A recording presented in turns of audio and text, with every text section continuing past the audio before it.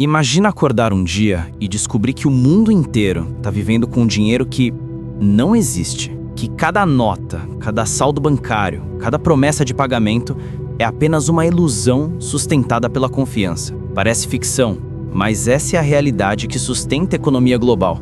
Uma bolha de dívidas tão gigantesca, tão profundamente enraizada, que já ultrapassou a própria lógica da matemática. A pergunta não é se isso vai explodir, é quando.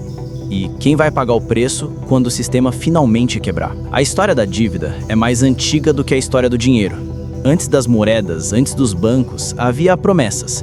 Nos templos da antiga Mesopotâmia, sacerdotes registravam em tábuas de argila quem devia a quem. Grãos, gado, ouro. Dívida não era um número, era um vínculo social, quase sagrado. E quando o peso se tornava insuportável, os reis decretavam o jubileu, uma limpeza total. Um reset econômico para impedir que o povo se revoltasse. Milhares de anos atrás, eles já sabiam o que hoje fingimos esquecer. Nenhuma sociedade sobrevive quando a dívida se torna eterna. Mas o tempo passou. E o poder de perdoar dívidas saiu das mãos dos reis e passou para os bancos. No Renascimento, famílias como os Médici transformaram o crédito em um império invisível. Com ele, financiavam papas, reis e guerras inteiras. O dinheiro começou a fluir não por força, mas sim por confiança.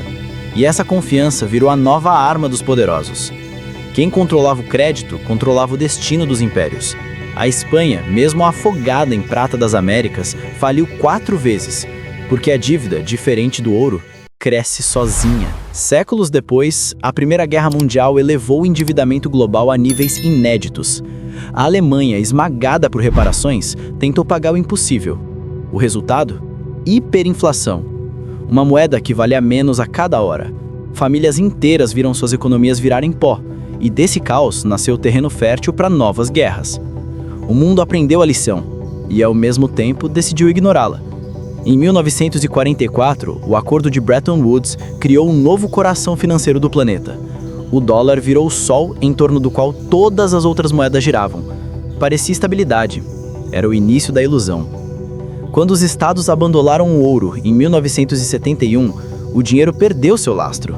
O que restou foi pura confiança. E confiança pode ser manipulada. Governos perceberam que podiam criar riqueza digitando números.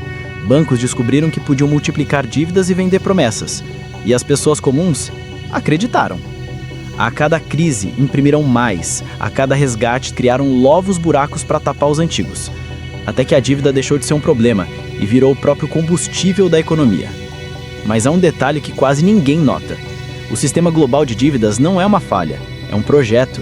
Um mecanismo desenhado para concentrar poder nas mãos de quem empresta e não de quem trabalha. Quando uma nação entra em crise, quem a salva exige reformas, juros e controle. Foi assim na América Latina nos anos 80. Foi assim com a Grécia em 2010. A ajuda nunca é gratuita, é uma coleira de ouro. Agora, o planeta inteiro está preso nesse mesmo ciclo. Mais de 300 trilhões de dólares em dívidas. 4 vezes o valor de tudo o que o mundo produz. Os Estados Unidos, o país mais rico da Terra, já gastam tanto com juros quanto com defesa. O Japão deve mais do que o dobro do que produz. A Europa vive de refinanciamentos.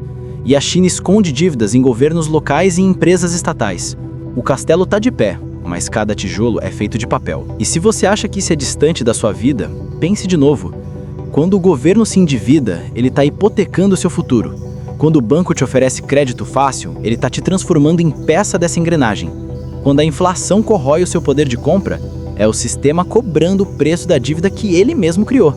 A economia moderna funciona como um truque de mágica. Todos sabem que é uma ilusão, mas ninguém quer ser o primeiro a gritar que é falsa. Curiosidade número 1. Desde 1800, mais de 250 países já declararam moratória ou faliram. Nenhum império escapou. Curiosidade número 2. Durante a crise de 2008, o valor total de derivativos, dívidas sobre dívidas, chegou a ser 10 vezes maior do que o PIB mundial. Curiosidade número 3.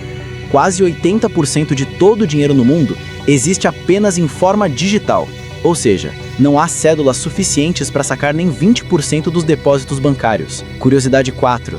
Hoje, mais de 50% das empresas listadas nas bolsas globais sobrevivem apenas refinanciando suas dívidas, sem lucro real. O ciclo sempre se repete. O mundo se endivida, o sistema cresce, a bolha estoura e tudo recomeça. Cada crise vem com um novo nome: tulipas, hipotecas, criptos, bolhas tecnológicas. Mas o mecanismo é o mesmo.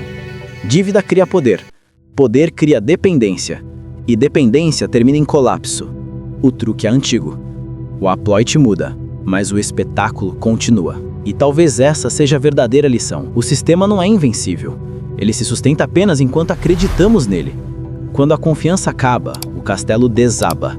Como já desabou antes em cada império, em cada ciclo da história.